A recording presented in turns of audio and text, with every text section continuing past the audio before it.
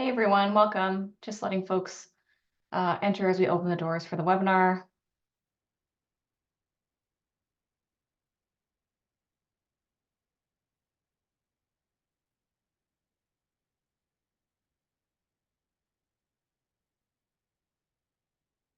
Okay, we can get started and folks will continue to come in.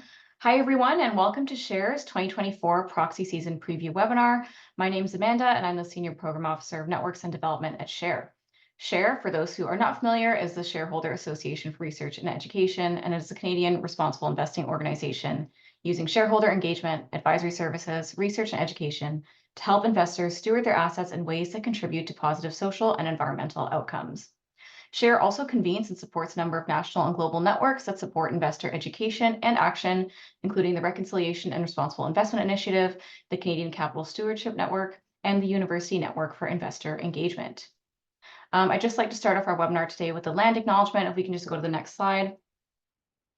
I'm joining you today from the traditional and ongoing territory of the Haudenosaunee, Anishinaabe, and Huron-Wendat nations, land stewarded by many First Nations and Métis people, including the Six Nations of the Grand River and the Mississaugas of the Credit First Nation. This is the territory colonially known as Hamilton in the Great Lakes region of Ontario. As a fifth-generation settler of displaced and indentured peoples, I'm honored to be able to join you from here. If you're comfortable doing so, I kindly ask you to share where you're joining from using the chat function. Today, we are joined by, and sorry, we can just go to the next slide. Today, we're joined by investor voices to share and discuss critical ESG proposals going to vote this season, both from Share and its clients, as well as partner and allied organizations.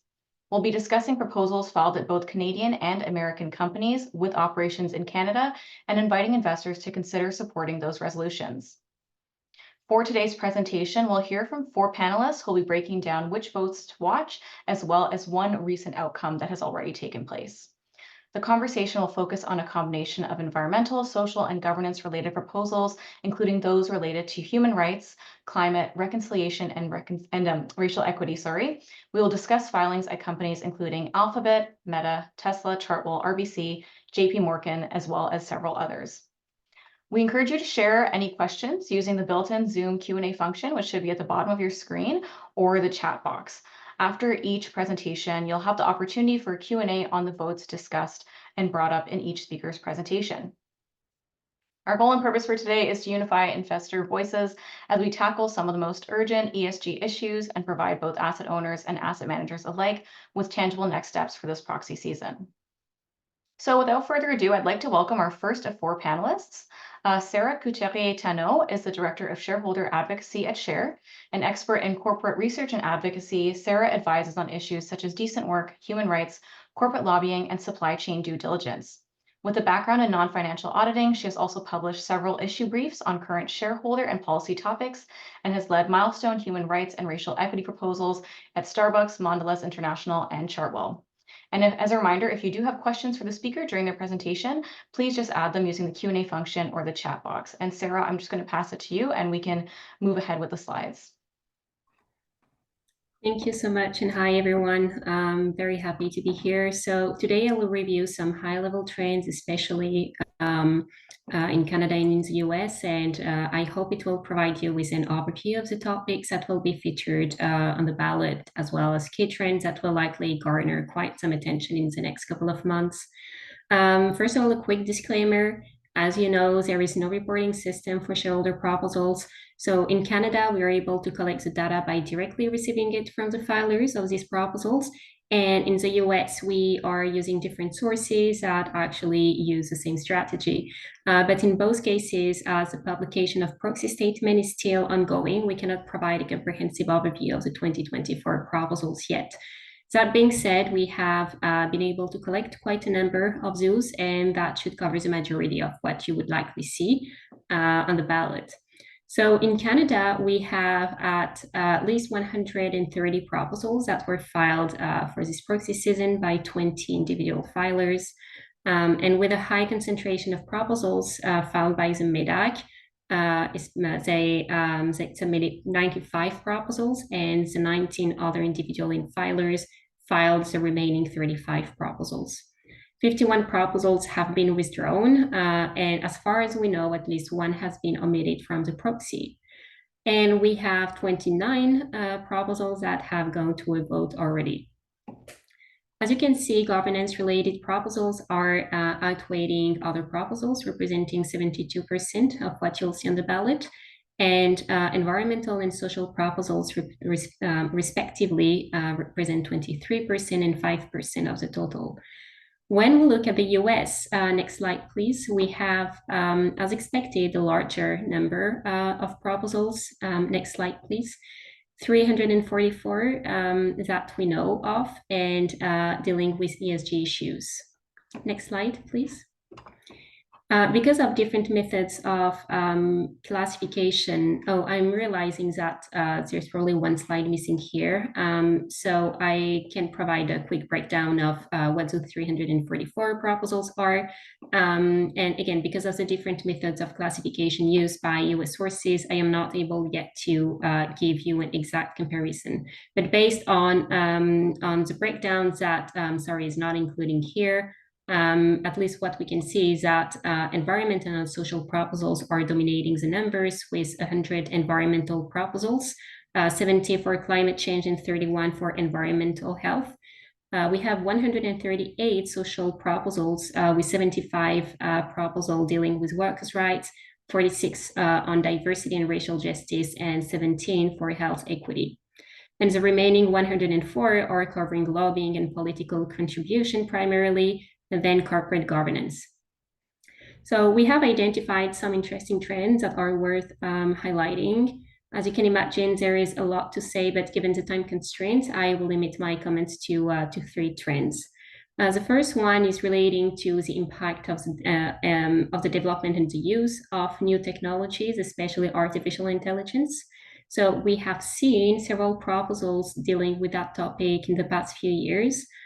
For example, Share filed on behalf of the United Church of Canada Pension Plan at Alphabet a proposal requesting the company to conduct a human rights impact assessment on its targeted advertising business, which is increasingly driven by AI technologies and which represent 80% of Google's revenue. So these proposals tend to be well supported by investors, with increasing risk and uncertainties around the implication of poor AI governance and oversight. Last year, the proposal that we filed at Alphabet garnered 48% support from independent shareholders and will be back on the ballot this year. So while the majority of these proposals deal with risk and impacts on users, we have a new series of proposals sponsored by AFL-CIO urging entertainment companies to publish AI transparency reports on whether they have adopted any ethical guidelines to protect workers, customers, and the public from harms related to the use of AI. And these proposals are also linked to the uncertainties that automation and generative AI represent to entertainment industry workers, including writers and performers, which future appears to be increasingly at risk. Another set of proposals that are directly targeting tech companies and also stemming from those technology risk, amongst a lot of other challenges that those companies are facing, are governance proposals. So you'll see, for example, as usual, actually at Alphabet, at Meta Platform, for instance, proposals dealing with a multi-class stock structure, or dealing with the separation between the chair and CEO, or other proposal aiming at reinforcing the independence of the board. For example, Share filed a proposal at Meta Platform aiming at reinforcing the role of the lead independent director to balance better the responsibility between the chair and the lead, and reinforce the independence of the board.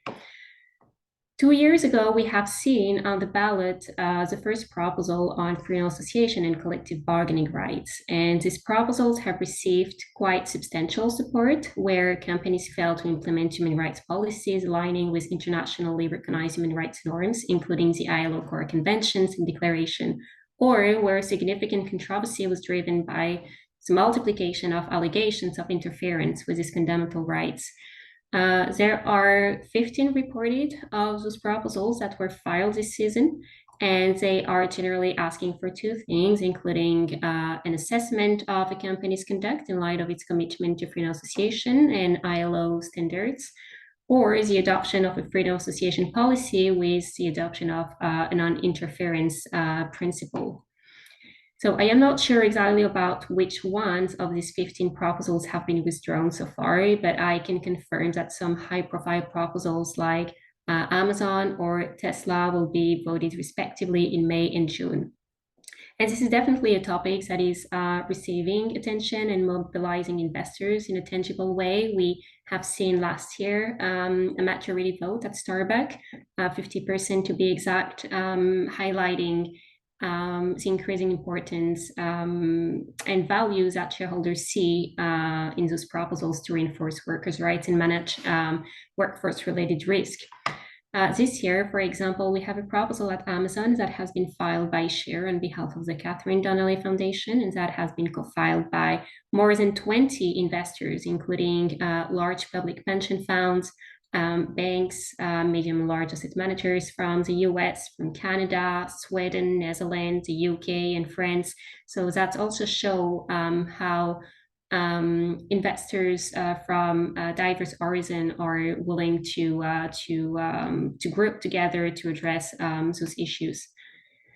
Now, the last thing I want to talk about is climate change, which consistently remains a critical focus with many proposals urging companies to establish more aggressive ESG reduction targets and align their business practices with the goal of the Paris Agreement. So these targets are crucial for industries known for high emissions, such as energy, transportation, manufacturing sectors. Shareholders are calling for clear, actionable transition plans that outline how this target will be met over specific timelines. We are also seeing proposals filed in the financial sector, pressing for disclosures on how financing activities aligned with a net zero pathway. This trend stems from increased awareness and concern about the significant role financial institutions play in funding carbon-intensive industries and their potential to influence the net zero transition. Banks are being urged to establish and disclose more aggressive GHG reduction targets. The emphasis is on transparency and the need for banks to reassess their lending and investment policies to avoid supporting projects that significantly contribute to carbon emissions. And we're seeing proposals asking banks to publicly disclose their financing ratio of low carbon energy to fossil fuel, setting a new standard for the banking sector. And these proposals were championed by the New York City Controller, whose representative today, Mike Garland, will discuss in more details, including one of the big success he had so far at a Canadian bank, RBC. And as the focus on environmental issues grows, so does the emphasis on the social implication of climate policies.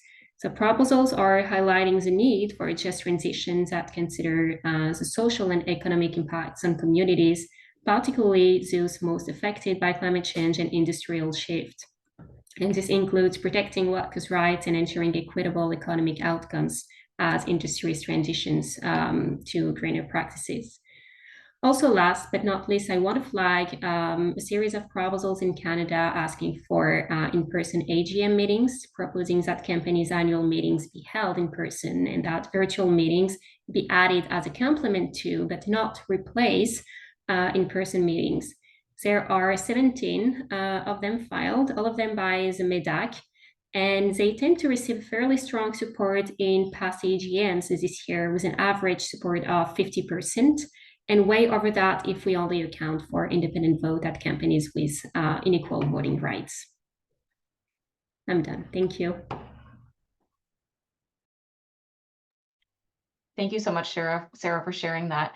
I know in your key proxy trend slide here, you've identified freedom of association and collective bargaining rights proposals. And for us, one of the big priorities is Amazon.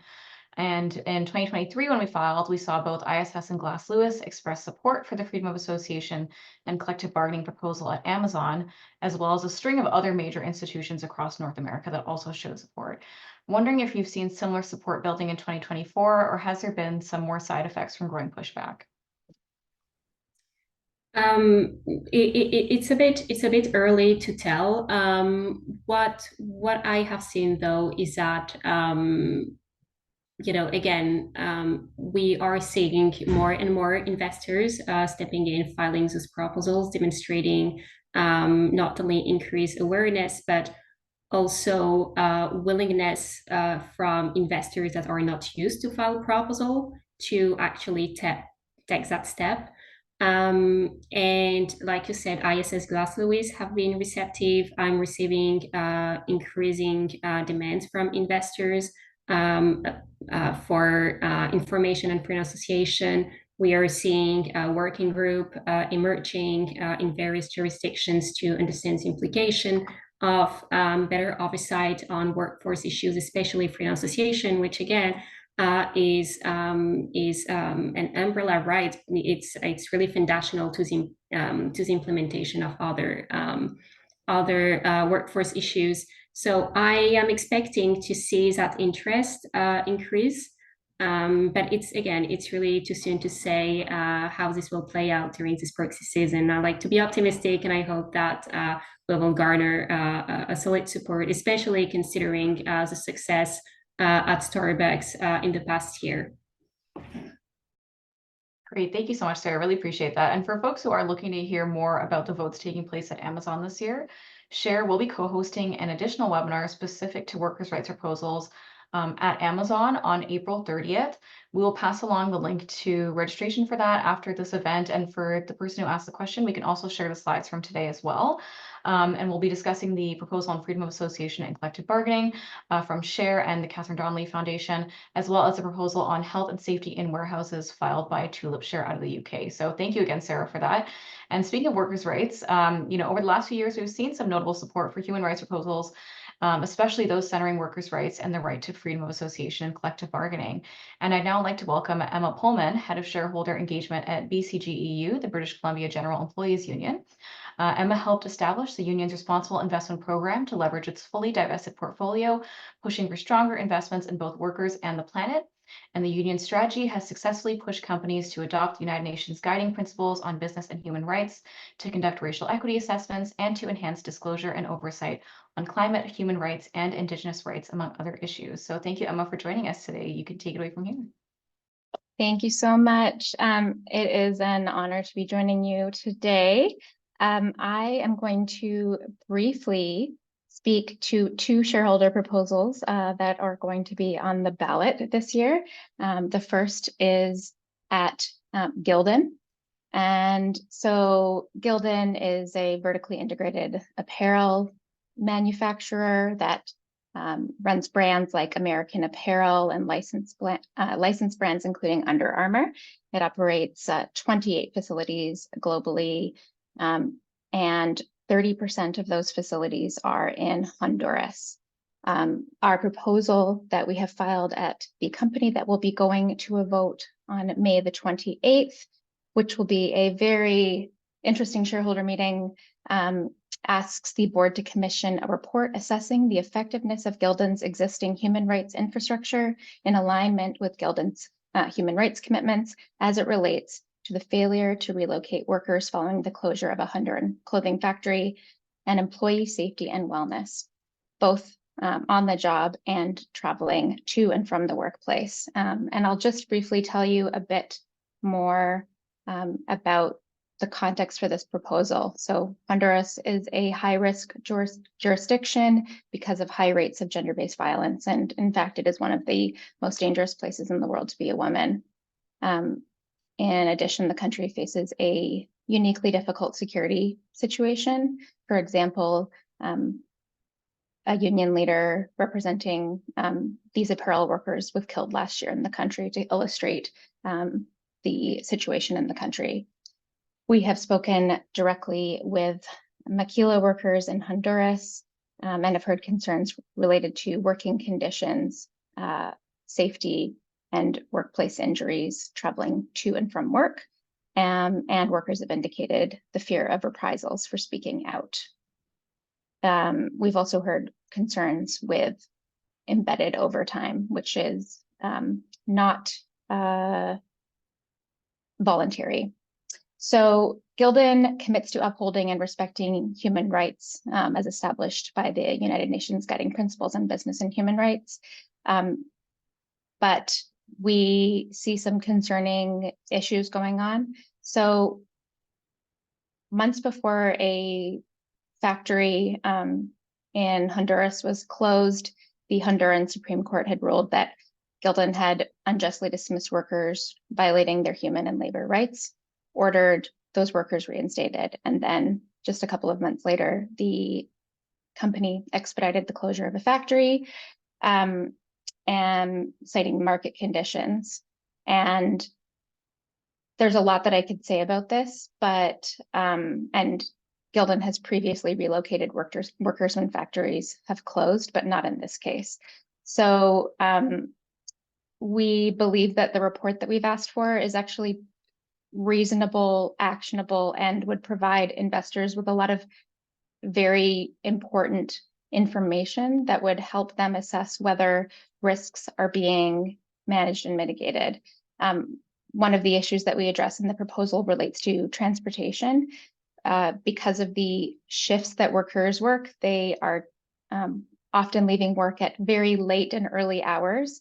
The company provides bus services to workers to and from their communities, leaving them at kind of major intersections. And there's been concerns related to sexual violence that workers have experienced in these transitions to and from work. So the companies approaching AGM is going to be a very interesting situation. As many of you will have heard, there have been revelations about the former CEO's leadership, disengagement, and the fact that he failed to visit the company's manufacturing facility in Bangladesh. This calls to question whether risks, including these risks to human rights and worker rights, have and are being adequately assessed and mitigated. And despite the company being for sale, there being a contested proxy, we believe that the very serious issues raised in this proposal are very significant and deserve the support of shareholders. And as such, we ask you to vote in favor of this resolution on May 27th. And I will now also briefly speak about a shareholder proposal that is going to a vote at Chartwell. So you can go to the next slide. Thank you so much. So Chartwell Residences is the largest long-term care operator in Canada with 135 properties across all sectors of independent and supportive living, independent supportive living apartments, assisted living, and taken together, this includes over 23,000 units.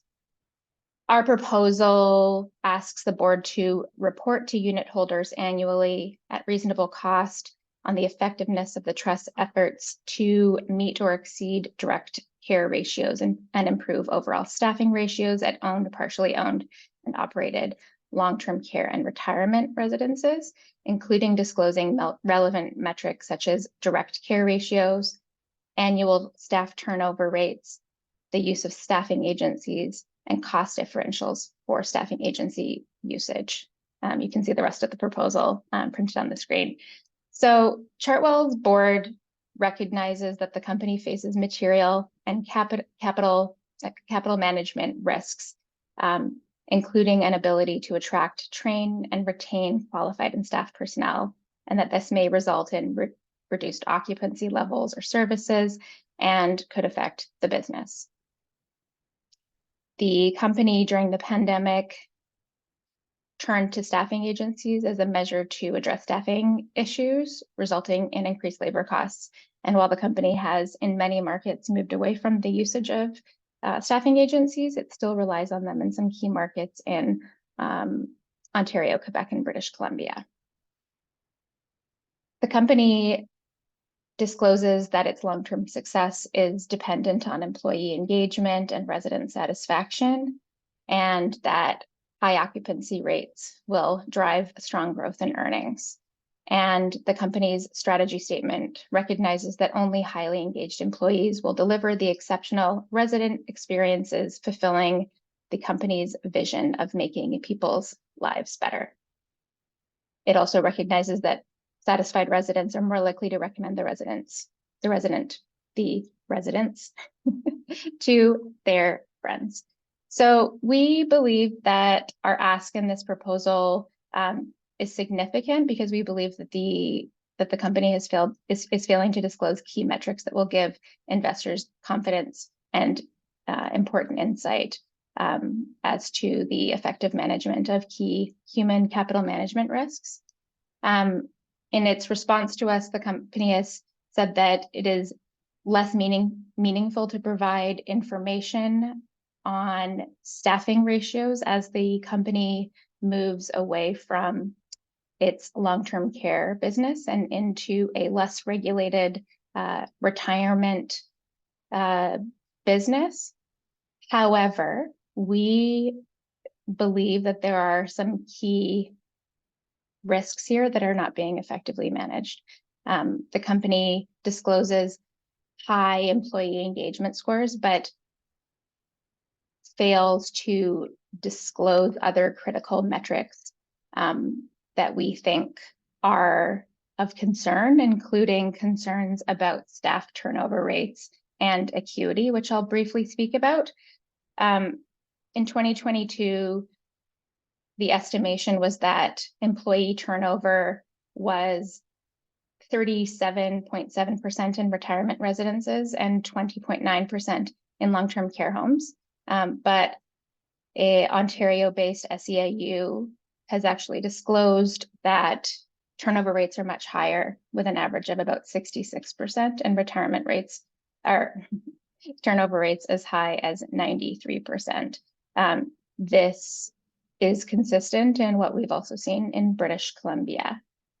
There is a high turnover of new hires, and this calls to question and raises concerns as a long-term investor about the continuity of care for seniors. So we believe that this may in turn have impacts on the company's ability to deliver exceptional resident experiences and drive strong growth in earnings. There's a lot more that I could say here about this, and perhaps there'll be some questions, but I think that this proposal is modest and would provide unit holders with very significant information that is highly relevant to the business. And so we do ask for your support on this resolution when it goes to a vote in May. Thank you.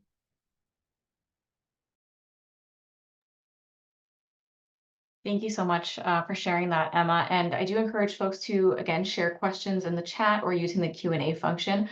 I'm mindful of time, so we'll continue moving ahead, but there'll be opportunity to ask questions again. So we'll have the chance to come back to Emma, but thank you again for that.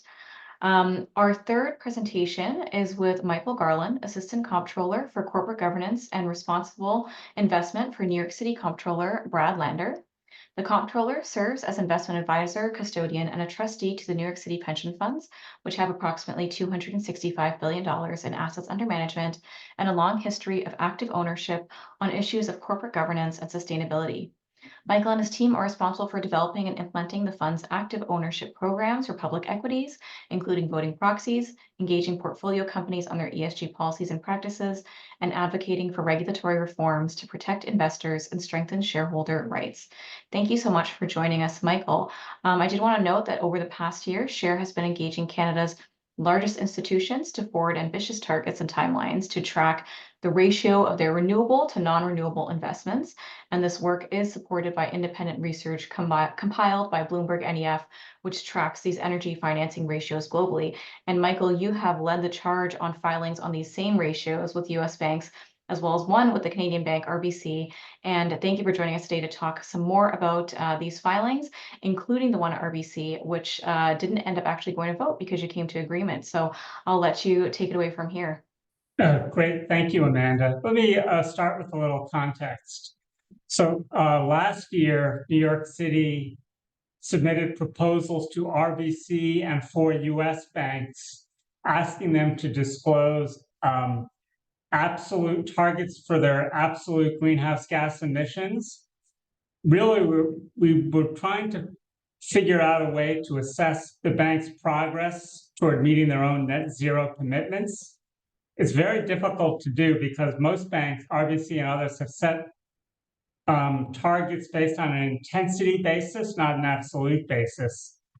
But they all have committed to disclose financed emissions, but there's no context, there's no benchmark against which to measure those absolute emissions.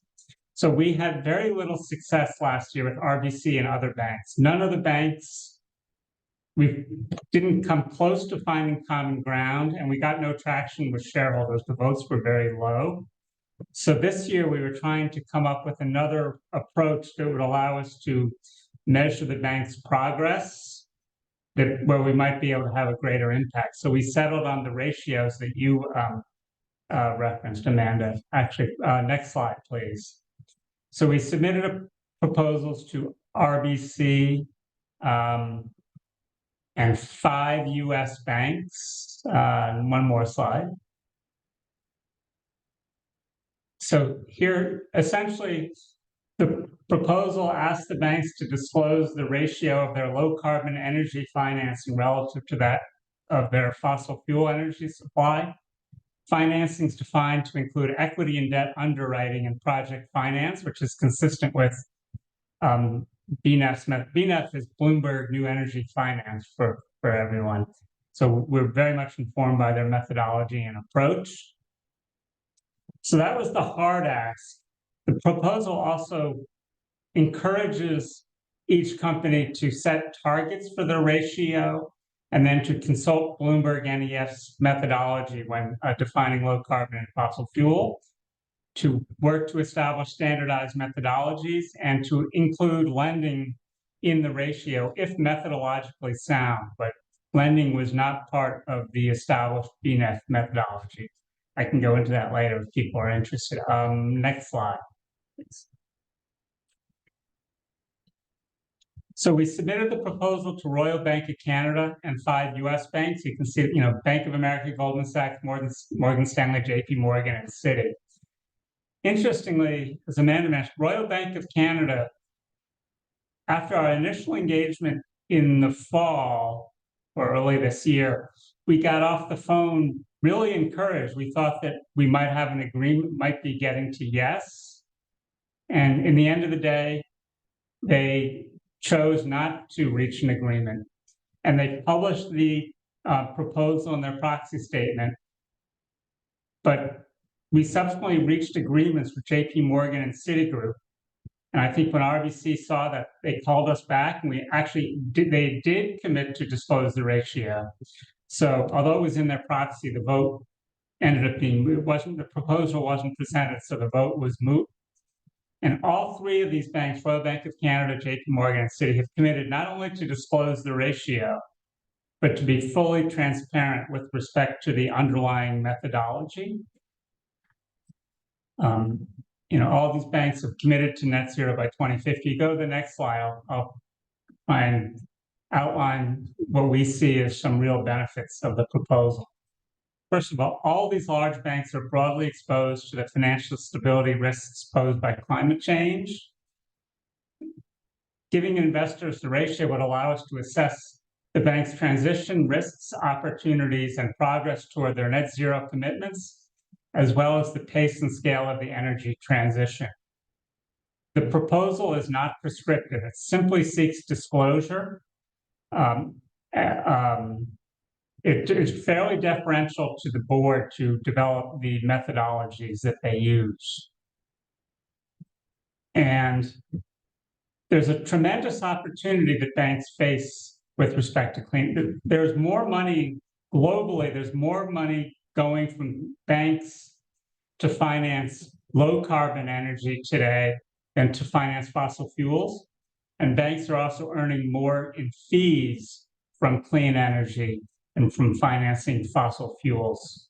And all of these banks have made robust commitments to sustainable finance broadly, but often sustainable finance is a very broad category that may include low carbon energy supply, among other, energy efficiency, broad other things. So it's very difficult to actually track the investment in low carbon energy supply. And the ratio also has a number, it would complement their existing disclosures, particularly with respect to GHG emissions, which have data availability and reliability challenges with financed emissions disclosures. The ratio is a dollar-based metric that banks they can use their own proprietary information. They don't have to disclose that information, but it's merely an input to provide us with investors with the ratio. One of the selling points for the banks is, if you don't tell your own story, BNEF is estimating your ratio, but they're doing it based on commercial databases and estimates. So I think investors will be better served if the bank discloses the ratio itself. They can demonstrate leadership in the energy transition. And I think the fact that, Citi, JP Morgan, Royal Bank of Canada have committed sort of underscores the feasibility of the request. And finally, voluntary disclosure today will benefit investors and will not preclude standardization of the methodology going forward. I should also note, fossil fuels aren't going to go away until we replace them. So the pace at which we scale up low carbon energy is going to determine the pace at which we can phase out fossil fuel, which is what the science says we need to do. Thanks, Amanda. Happy to answer questions. Great. Thank you so much, Michael. Really appreciate it. Again, encouraging folks to share questions if they have them, but one question from us is, you looked extensively at the pivotal role of banks in clean energy financing, and within this year have already seen multiple banks change their stance on financing ratios. Down the road, do you expect or hope to see standardization of ratio methodology? Yes, that's certainly the hope. I think standardization can come about a few ways. Optimally, the banks will work with some sort of standards or trade group like the Global Net Zero Banking Alliance, or GFAN's Global, I can't even remember the acronym, to come up with a standardized methodology. That's what we sort of push the banks to do. But as people on this call may know, at least here in the US, collaboration among banks is like a dirty word. They are very fearful of red state AGs coming after them for antitrust violations. So it's hard to get more than one bank into a room. So hopefully a group like NZBA will convene the banks. But the other way we can get to standardization is each of these banks should be sufficiently transparent that their ratio methodology could be replicable. So hopefully those that are strongest, other banks can use those to replicate the methodology. Some of these banks have actually signaled, at least two of them, a willingness to work towards standardization. But I think it'll happen either through some sort of third-party group convening them, or just one of them establishing leadership with a robust and transparent methodology. Okay, that's great. Thank you so much. We have another question from the audience, and they're asking, what is a good ratio number in 2024? And can you give us a sense of estimated ratio numbers at this point and where we need to be by 2030? It's a good, yes. There's, if BNEF's methodology is science-based. So according to, if you were to use the BNEF methodology, the ratio has to hit 4 to 1 by 2030 in order to hit the goals of the Paris Agreement. That is aligned with the most commonly referenced net zero scenarios. But if you bear with me one moment, I can give you a sense of where, according to BNEF, where we are today. The North American bank average is 0.6 to 1, and that's in 2022. And so we need to get to 4 to 1 by 2030. RBC was 0.4 to 1. So they are, among our focus banks, they have the lowest. So they have the farthest, on one hand, the farthest to go. On the other hand, I'd say they have the biggest opportunity to capitalize on. Okay, great. Thank you so much. We do have time for one more question from the audience, and then we'll move on to our final presenter. But wondering, are the business circumstances for Canadian and US banks different? Should the same expectations be applied to both countries as banks? In your view? I'm not sure I'm qualified to answer the question. I think we certainly think the ratio will help to assess banks' progress toward their own commitments. But I can tell you without much elaboration that in our dialogues this year and last year with RBC, they pointed to Canadian regulation to argue why, at least last year, why they couldn't do what we were asking. I can't articulate what they were trying to say, but they certainly felt that the regulatory environment impacted them differently than I. Okay, thank you so much again, Michael. And just mindful of time, we will move ahead to our final speaker, but please continue adding questions. We can always share answers after the webinar as well. So I'd like to welcome our final speaker for today, Joseph Bastien, Associate Director of Inclusive Economy at Share, through which he also manages and stewards the Reconciliation and Responsible Investment Initiative alongside the National Aboriginal Trust Officers Association. Joseph has over 15 years of experience working with Indigenous communities and organizations across Canada and internationally, including the Independent Electricity System Operator, the British Columbia Ministry of Energy and Mines, the Ontario Federation of Indigenous Friendship Centres, and the Canadian Council for Aboriginal Business. Joseph has advised municipal, provincial, federal, and foreign governments on stakeholder relations and economic development strategies. And over the last few years, we've seen momentum continuing to build and lead to some noteworthy victories on reconciliation, including majority votes in favor of economic reconciliation actions at TMX and Toromont. Joseph, thank you again for joining us to speak to some of these prominent reconciliation and racial equity proposals going to vote this season. I'll let you take it away. Thank you, Amanda. So this year, we're seeing another strong focus in the votes coming forward, looking at promoting greater corporate accountability on Indigenous rights and reconciliation. And I was actually looking forward to bringing you one very specific vote, and that was a proposal that went to RBC from BCGEU and the Union of BC Indian Chiefs. But I am pleased to say that the vote was actually reached with a settlement with BCGEU, and very proud of the work that Emma Pullman, who spoke earlier, and her team did. And I was just wondering, Emma, do you want to say maybe a few words about the BCGEU proposal at RBC before I move on to the upcoming votes? Sure. So yes, I will be very brief. We partnered with the Union of BC Indian Chiefs, and for the past, since 2023, we've been engaging with several bank issuers related to free, prior, and informed consent.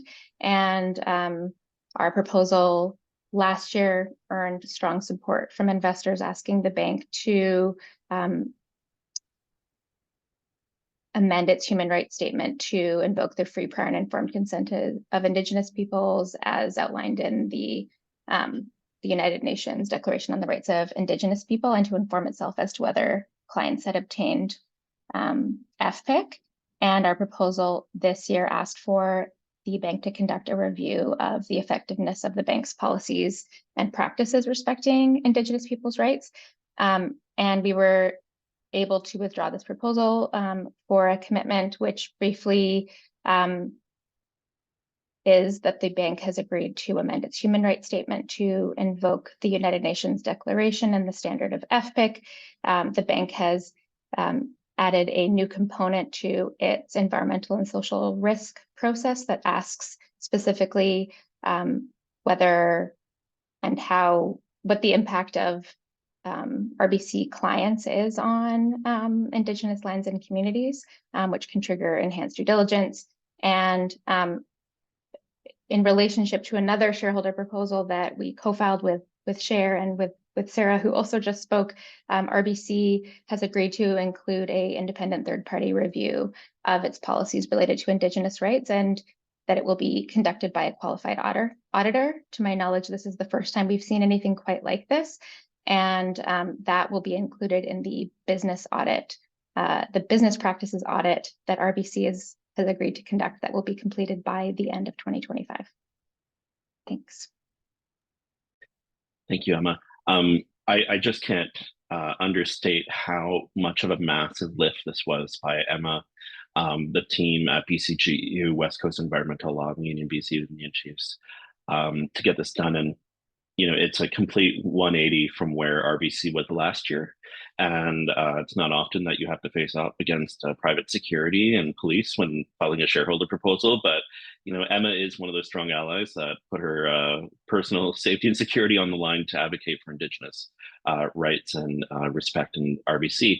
And the nice thing is that when you see a major bank take up one of these proposals, it's often that we see the others follow. So if RBC is going to lead in this space and upholds the commitment that they've made as part of the settlement, we can expect to see either separate commitments from other banks or new filings that would actually ask the other banks to follow in RBC's example. So I was so happy that I didn't have to actually include that in my upcoming votes. It's a really, really big win. But there are a number of votes that we wanted to highlight for all of you here. The first one is at Imperial. If you look into the Imperial Proxy Circular, it's Appendix B, basically the only proposal that's as part of the Imperial Proxy Circular. Their AGMs coming up on April 30th, 2024.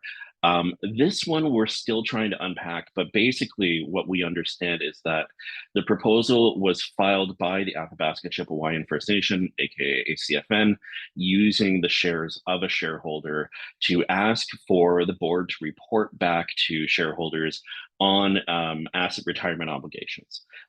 This stems from a conflict that emerged last year where we actually supported ACFN in asking questions at the AGM due to the Kearl oil sand spill. Many of you may be familiar with that. Imperial Oil had a large tailings pond. Tailings ponds are where you collect the refuse and sediment and water left over from oil sands production.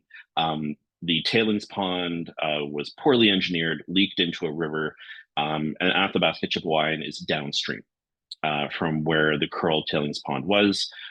There was a delay in them being notified about the spill. So our colleague Eugene Kung and I and others supported ACFN last year in ensuring that there were questions asked of the CEO at Imperial. The response we received was underwhelming and did not include any new commitments to addressing the issue. So ACFN is working right now with Investors for Paris Compliance, who have supported the filing of this proposal. There's a little bit of trickiness. It looks like Imperial's not willing to recognize that it was ACFN, an Indigenous group that actually filed the shareholder proposal. So they've included it under Leanne Bear, the name of the actual shareholder, if you're looking for it when you go through that proxy circular. But basically, it's asking for Imperial Oil to reflect back to shareholders a report outlining the quantitatively a number of different climate impact scenarios that may accelerate the need to retire assets and to engage in environmental remediation that upholds their legal obligations, both under environmental production regulation, but also to the impacted First Nations people who are there. So if you read through the proposal as it's written, it seems like, why are these people asking about asset retirement obligations in downstream communities? If you understand that it's being written by a downstream Indigenous community saying, what are you going to do to clean up the oil sands tailing ponds that are leaking into our drinking water? Suddenly it makes a lot more sense and it's a lot clearer.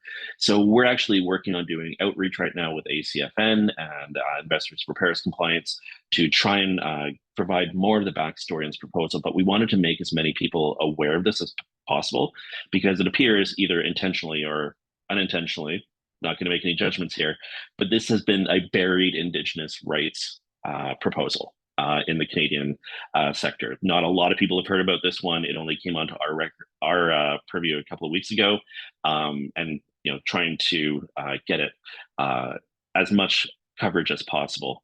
The other three that we are kind of focusing on here are three proposals that are supported by IASJ. Our colleague Courtney Wicks and Jillian Lyons, of course, from the Investor Advocates for Social Justice, have filed a number of shareholder proposals with Citigroup, Wells Fargo, and JP Morgan. It's a very clear and easy proposal. It requests the board of directors provide a report to shareholders outlining the effectiveness of the bank's policies, practices, performance indicators, respecting international human rights standards for Indigenous people's rights, and existing and proposed corporate and project financing. So basically taking UNDRIP Equator principles and other relevant international standards and applying that to, corporate and project financing and investment. Some of you may have seen our comment in Responsible Investor. Can't remember if it was this week or last week. I haven't slept a lot recently. But basically, we looked at the response from Citigroup. The proposal came out from ISJ. Citigroup said, hey, look at our wonderful Indigenous Peoples report.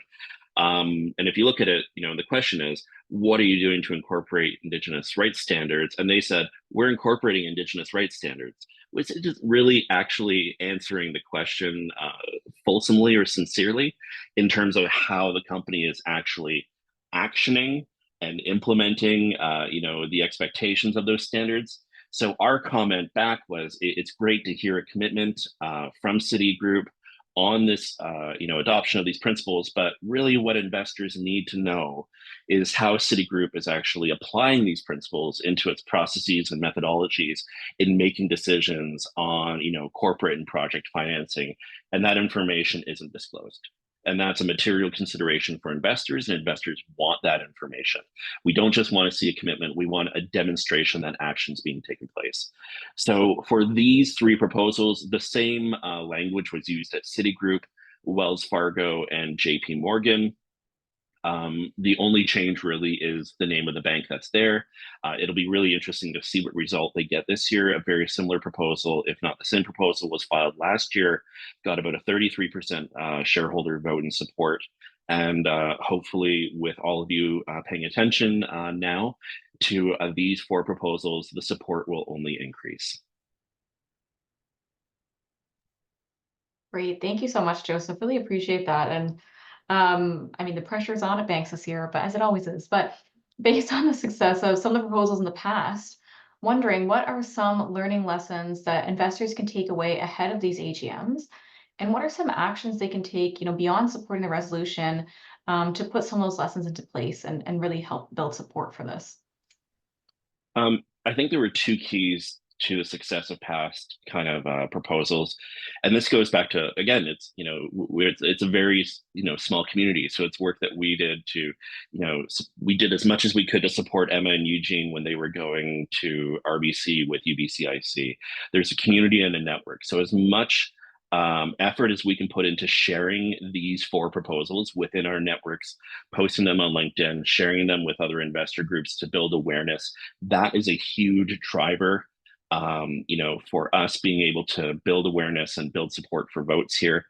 But really another key is when you're actually dealing with your asset managers, and you may have asked your asset manager, keep me apprised on human rights votes, keep me apprised on, ESG or other issues, decent work. It would be surprising how many people haven't identified Indigenous issues as a specific category that they want to be notified about. So, check in with your asset managers and ask and listen. If you notice that there's a proxy vote coming up in one of the companies that we hold on to, and there's a notice and the issue is flagged as an Indigenous rights or Indigenous interests or Indigenous impacts vote, please let us know. And here's how we would want, as part of our voting guidance, to have that included. So my two asks, really, number one, if you can share this slide with as many people as possible within your network, with any of the impact or investing groups that you're involved in, to bring awareness to these campaigns.